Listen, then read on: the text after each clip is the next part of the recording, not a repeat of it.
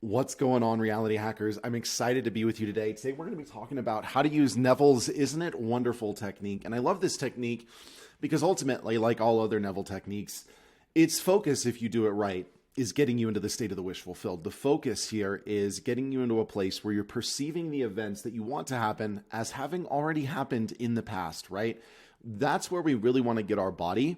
We want to get our body into a place where what we want to happen is happening so that reality, as an echo chamber, gives an opportunity to catch up. So ultimately, we've got 5 bullet points today in my handy dandy whiteboard. But here's the thing. When it comes to using Neville's infinite technique, creative abilities, Neville comes with a million techniques. There's a couple baseline fundamentals that we need to remember, and we're going to dive into those here, but I want to touch on them lightly. This is the one thing that I always tell you that a lot of Neville teachers tend to gloss over. The fact is, you are all imagination, thinking that you're an individual. You are not an individual with an imagination. And it is really, really, really, really, really important to understand this, because this dichotomy of viewing yourself drastically transforms how you interact with the world. When you believe you are a limited being having a more infinite experience, you tend to place yourself below that level or that experience of infinity. And I think that what happens here is that when I begin to look at myself as the totality of all that is, experiencing itself subjectively, I begin to carry a lot of the tangible fruits, concepts, spirit that naturally comes with a solid awakening, right? When I look at the world, not as something existing independently from myself, but rather an ebb and flow of my own being, right? The world is yourself pushed out. All of a sudden, it becomes a lot easier to navigate. And in a lot of ways, it also makes the work a lot harder because we no longer get to blame God or the devil or, angelic archon forces as to why our life is the way it is. When we truly take these concepts at their word and we really begin to look at the world as a reflection of us, right, of our consciousness, so to speak, and we look at our interaction with the world as a reflection of our consciousness and our self-concept, we get a lot of really amazing insight. So the first point here,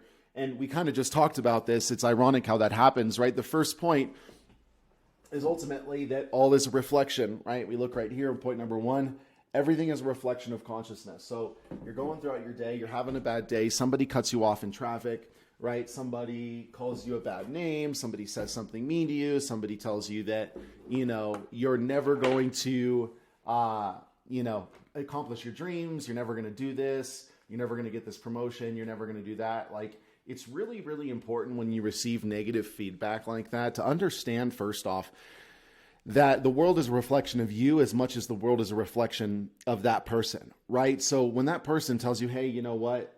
You're never going to do this. You don't have what's in it, blah, blah, blah, blah, blah. That really is a reflection of their own beliefs about themselves. In the same token, when you go down that line of thinking, that is also a reflection, not of your permanent being, but of a state, of a belief that you've entered into. So we really have to understand here that everything is a reflection. And on top of that, that beliefs themselves are independently subjective. And when we take those two concepts and we combine them together, what we begin to understand is that we can technically believe anything that we want, and we will, if we truly believe that, begin to see the world through that lens. All right, so using this Isn't It Wonderful technique, the second point here, right, after we've come to that reminder that everything is a reflection of consciousness, we really want to go back in our body to beingness. And you can use the Source app if you need a quick meditation to pick you up, to bring you back to that baseline state. But it's really, really important that if we're going to be doing this and if you're going to be committing to this work, that you get your nervous system back in a place where it's open and limitless, because trying to radically transform things inside of a state of limitation ultimately results in more of itself, right? I have to go back to my baseline. I have to go back to that place in my body where there's openness, and this is not about anything other than understanding how the mechanics of consciousness actually work, right? When we talk about being all imagination, when we talk about vibrations creating reality, what we're really talking about is the activity, the energy in the body, right? If you state something that's not true for yourself, if you do it right now, probably there's a chance that part of your body will twitch or move, or something inside of you an event will occur inside of you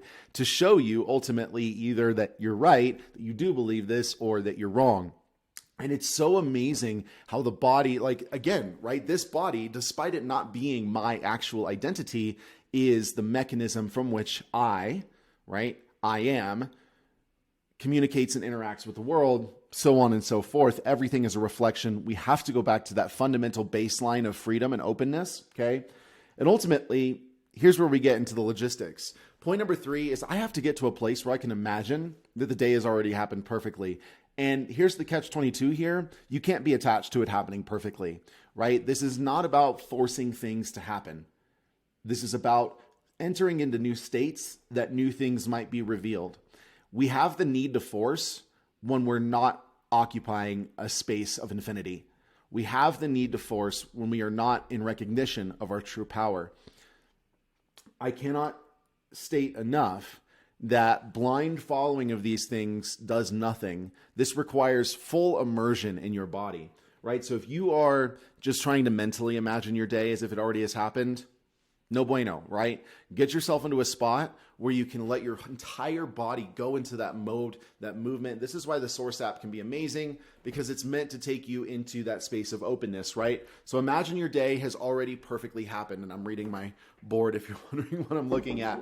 Imagine that your day has already perfectly happened, right? And so what you can do is, in imagination, go to your bed at 9 o'clock, 10 o'clock, whenever you go to bed, right?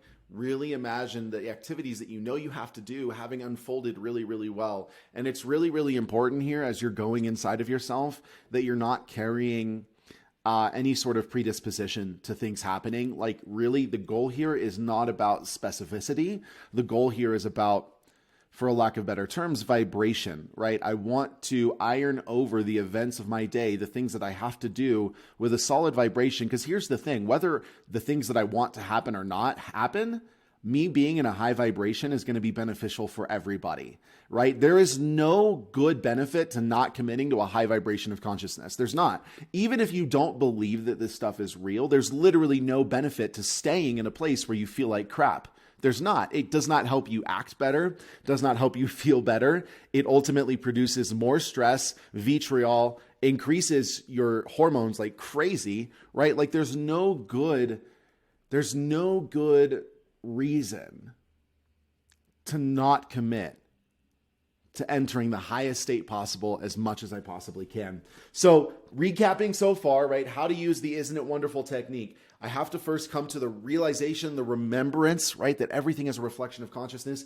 From there, I have to go back to my baseline. I have to go back to that baseline of beingness. And if you don't know what that is, check out the I Am experience in the description. When I go back to that baseline of beingness, I'm going back to that openness. I'm going back to that space of freedom in my body. Because here's the thing, the state that you are in determines the thoughts and actions that you take.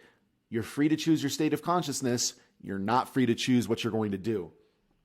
So after I'm going back to that baseline of beingness, that openness, I'm imagining that my day has already unfolded perfectly, right? I'm going and I'm mulling over conversations. Man, the conversation with my boss, my coworker, my significant other, they all happened awesome. My mom, my dad, my brother, my sister, just going over them before the day even happens or even in the middle of the day as if they went really, really well. Again, this is not about controlling and it's not about making sure things happen. This is about you navigating circumstances in the absolute best possible way to get to your highest destiny, right? That's what this is about. So number 4, ultimately what we want to do here, after we've gotten to that reminder that everything is a reflection of consciousness, we've gone back to our baseline, we're imagining that the day is already unfolded perfectly. What we want to do with point number 4 is we want to install the Isn't It Wonderful lullaby, right? And you can think about that song, Isn't She Lovely? I'm sure you know that song. Just type it in on YouTube and you will see it, right? Really install that state. So I want you to think about this, right? You're sitting there, you're laying there, wherever you do it, you're imagining that your day has already happened. You've gone into that, you've kind of allowed it to marinate. And now you're saying, isn't it wonderful? Isn't it wonderful? And you can sing that in any melody that you want. I'm not going to sing to spare your ear quality. But installing that what you're kind of doing, right, when you are bringing that Isn't It Wonderful after you've done the imagining, after you've gone to the baseline state, is you're solidifying it in your nervous system. You're making that state safe and normalized to your nervous system, because that's the reality of states, is that states of consciousness do not become normalized if the body does not recognize them to be safe. So we have a job here to allow the body to recognize a state of wonderfulness as ultimately being positive, because if we come from a trauma background, there's a very large chance that you have a hard time believing that good things can happen without something bad happening eventually, right? And that alone is a belief, right? That's a belief, and that can be taken away, that can be conquered. What we really want to do here is make sure that we're solidifying the cake, right? We're putting the icing on the cake, and that is the Isn't It Wonderful lullaby. And honestly, you can sing that in any melody of any song that you want.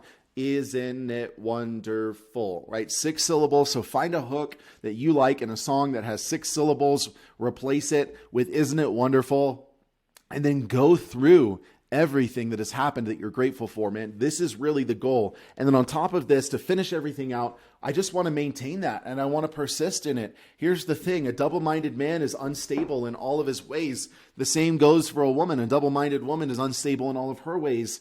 If we want to manifest consistently, we have to develop a consistent, disciplined imagination and attention. There is no excuse. There's no escaping from the fact that our mental, our will, our emotional will has to be fine-tuned and disciplined. And this is really just a process of repeating, right? You gain more control over your emotions, over your focus, over your attention by dictating that control, by doing things that force you to bring that control under control. And I know that kind of sounds paradoxical, but there's a lot of things that you can do to increase your attention span. And I'll tell you what, right? These short videos that a lot of people are making, including myself, they don't do well for your attention span. They make it really hard for you to focus for more than 60 seconds. So something that you can do in addition to all of this that we've talked about today is download some apps, read some books on increasing your attention span, on increasing your ability to mentally focus on one thing. This is really where we want to go, right? The secret to success, as Neville says, is a well-controlled imagination and a disciplined attention. So recapping today's, right? How we're using the Isn't It Wonderful technique from Neville Goddard. The first is to remember that everything is a reflection. The second is to go back to beingness. The third is to imagine that the day has already happened perfectly. The fourth is to install with the Isn't It Wonderful lullaby. I love the Isn't She Lovely line. I believe it's Lionel Richie. It could be completely wrong. And the fifth goal here, the fifth bullet point for using that technique is to maintain and persist. Maintain, persist, persist, persist, persist. And if you do this, I can guarantee you that you will use this technique successfully. Awesome. Good stuff. Let me know what questions you have, comments. Go ahead and download the Source app. That's in the description. You can use that as an anchor point. Make sure to grab your free copy of Unified. That is also in the description. That's our Law of Attraction book that brings all of the terms you've heard together into one single coherent point. And then make sure you check out everything else we've got to offer. Just last week, we released a Healthy, Wealthy, Wise hypnosis that you can use every single day, and you should be using every single day. It's literally 10 minutes. I don't know why you wouldn't do it. Along with so many other hypnosises and teachings that you can use to get your state right. Sound good? Sound good? Awesome. Well, we are going full town. We are going crazy on content. So stick around, like, subscribe, comment, hit the notification bell. Do everything that you got to do to make sure that you show up when we show up so that you can get the best of the best. That being said, you're amazing, you're wonderful, you're awesome, you're lovely, you're whole, you're pure, you're holy, you're enough, you're adequate, you're everything that is good. And we'll talk to you soon.